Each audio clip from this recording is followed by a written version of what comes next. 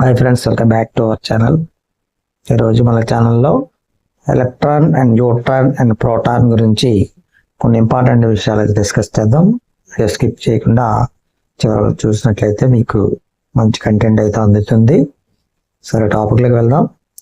పరమాణువులోని మూల కణాలలో మొదట కనుగొన్న కణం ఎలక్ట్రాన్.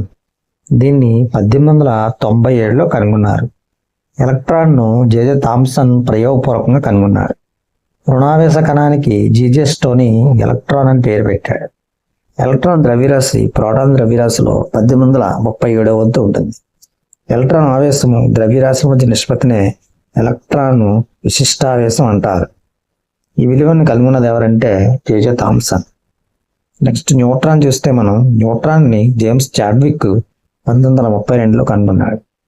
న్యూట్రాన్కు కేంద్రకము బయట జీవితకాలం 13 నిమిషాలు మాత్రమే. న్యూట్రాన్ ద్రవ్యరాశి విలువ ప్రోటాన్ మూలకణ ద్రవ్యరాశికి దాదాపు సమానంగా ఉంటుంది. కేంద్రక విద్యుత్ ప్రక్రియలో ఉపయోగపడే మూలకణాన్ని న్యూట్రాన్ అని పిలుస్తారు. నెక్స్ట్ టాపిక్ చూస్తే మనకి ప్రోటాన్ని మొదట గోల్డ్ స్టెయిన్ గుర్తించాడు. 1920లో రూదర్ఫోర్డ్ ప్రోటాన్ను ప్రయోగపూర్వకంగా కనుగొన్నాడు. ప్రోటాన్ ద్రవ్యరాశి చూస్తే 1.0073 AMU. ప్రోటాన్ ఆవేశం చూస్తే +1.602 × 10⁻⁻19 COL. పరమాణు కేంద్రకము ఆవేశానికి కారణమైన మూలకాన్ని ప్రోటాన్ అంటారు. ఇలాంటి మంచి కంటెంట్ మీకు కావాలంటే మన ఛానల్ లైక్ చేయండి, షేర్ చేయండి, సబ్స్క్రైబ్ చేయండి. మీ ఫ్రెండ్స్ అండ్ ఫ్యామిలీ మెంబర్స్ కూడా షేర్ చేయండి. మరింత మంచి వీడియోస్తో మీ ముందుకు వస్తామని తెలియజేస్తున్నాం.